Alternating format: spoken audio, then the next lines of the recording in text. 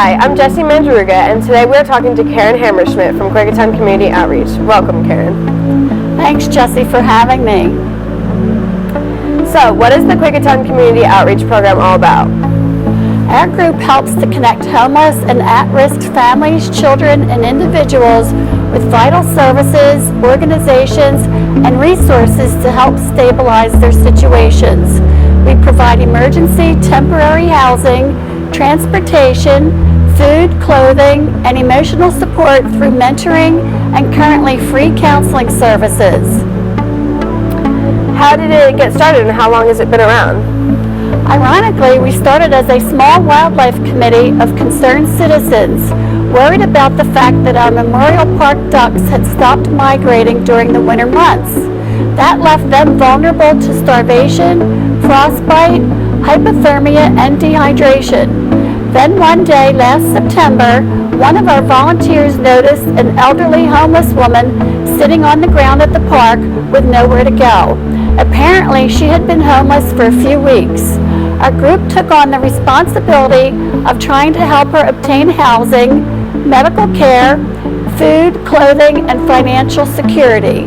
During that process, Jessie, we realized how many people in our area were facing similar circumstances. They needed advocates to help them get back on their feet again, and it has become our group's main focus. So, what does homelessness look like in this area and how is it perceived? Jessie, I can't begin to tell you how rewarding it is to be able to scoop a homeless woman up off the street and take her to a motel and provide her with a respite stay for a week.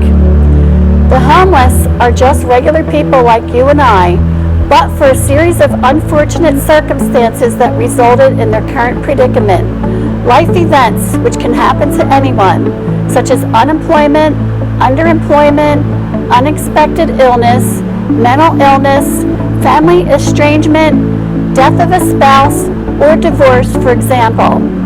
Currently, we have more than 800 local members in our group on Facebook, along with a smaller group of behind-the-scenes volunteers, whom we lean heavily on to help meet our clients' needs in various ways.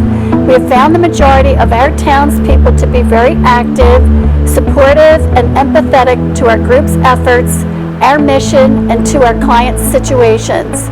Our group's success is based largely on the support and cooperation we have received from our volunteers and our public members' participation and contributions. What has this program achieved and or accomplished thus far? Initially, we raised housing funds for our original client for 5 months until she became self-sufficient. Then, along the way, our group's members helped over 50 families during the Christmas holidays with toys, food, gift cards, and clothing. We've also helped pay for temporary emergency housing for 25 individuals and families during the past 8 months as well. We've done diaper drives for families with babies and young children and have done gift card drives to help provide emergency meals to feed the homeless.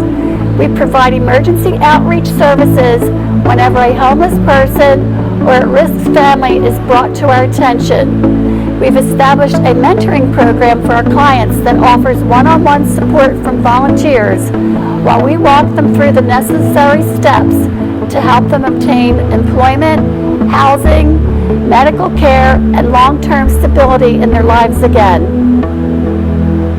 So, what happens to the people after they get a room for a week? Are there permanent options?